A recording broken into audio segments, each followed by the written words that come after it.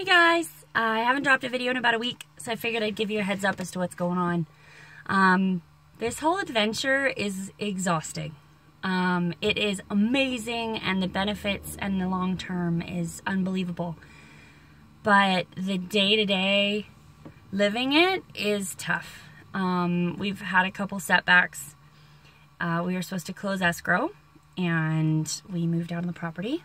And come to find out, we couldn't close because we're part of an HOA, which is crazy because this is country. I mean, there's like 2 houses out in this huge area. So we had to kind of jump through some hoops and get it done, but we finally closed on it yesterday. And we're no longer squatters. Yay! We were supposed to get the well done 2 weeks ago, last week. Now it's going in today, which is awesome. I can't fault anybody. The guys over here at Del Rio Drilling are just unbelievably awesome and squeaked us into a schedule that was already fully booked for them. So, you know, they're awesome. And I'll take some videos of that happening later today because it's going to be cool. We are settling in. It's hard. You know, you take things for granted, like being able to just turn on your faucet and have water, and turning on your lights when it gets dark. We run the generator for AC, but it also charges our trailer batteries every day. So if you don't turn on the generator and you forget for a little while, the end of the day comes around and you don't have power in the batteries to run your water pump or your hot water heater or your lights.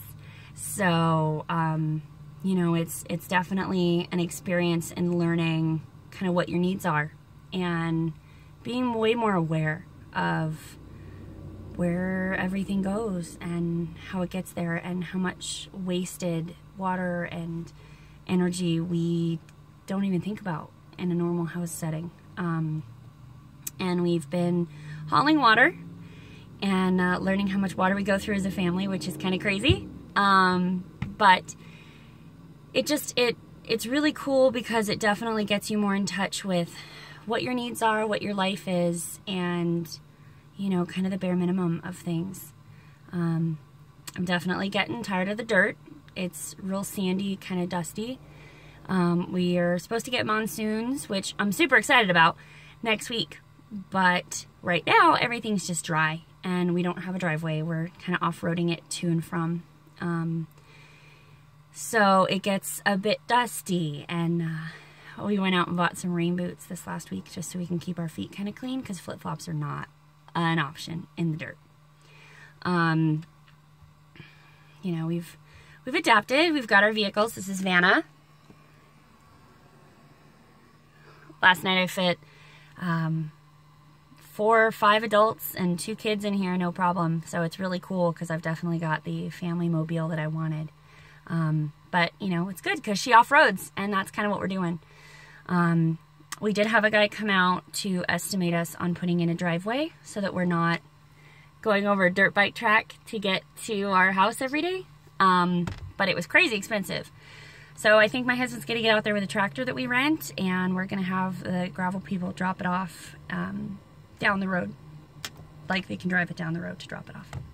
And then we'll have to just spread it out. But it's a big endeavor because it's 1,200 feet. It's, you know, almost 9 acres in length, 8 feet wide. So it's cool.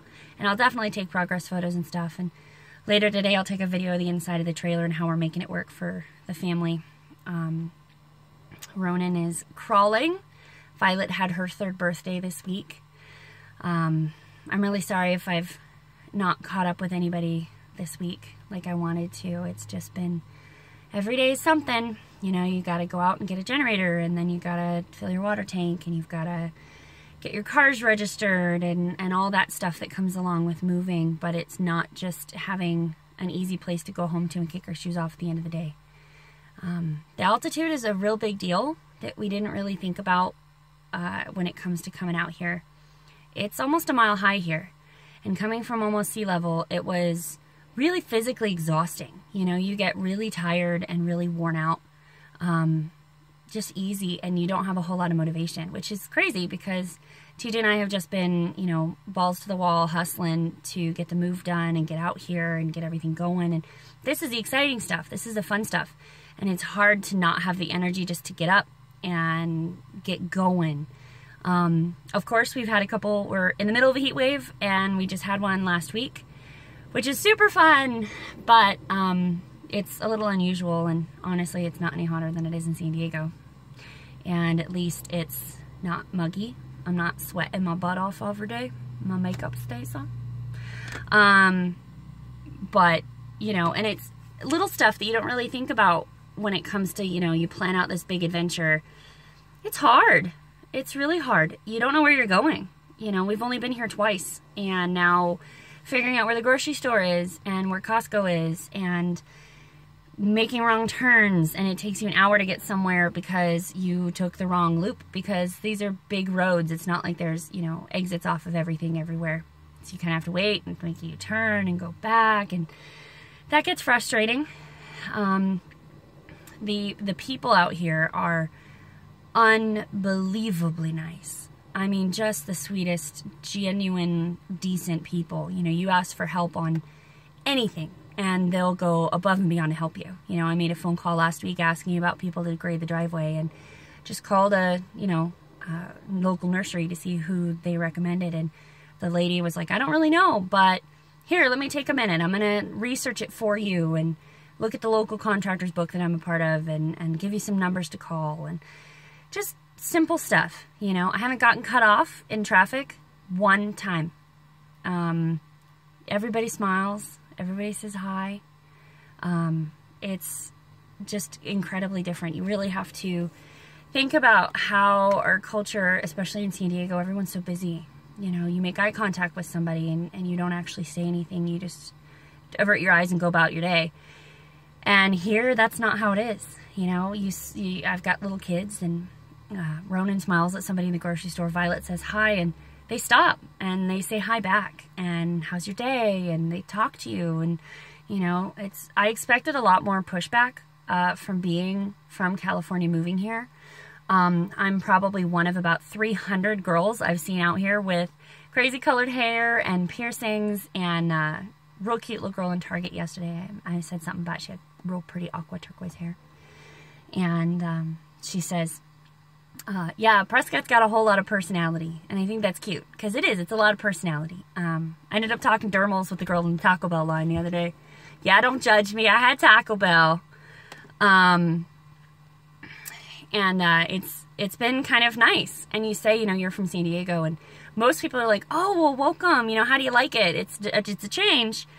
But nobody's like, oh God, you know, screw those Californians. So it's been amazingly good at the same time that it's hard.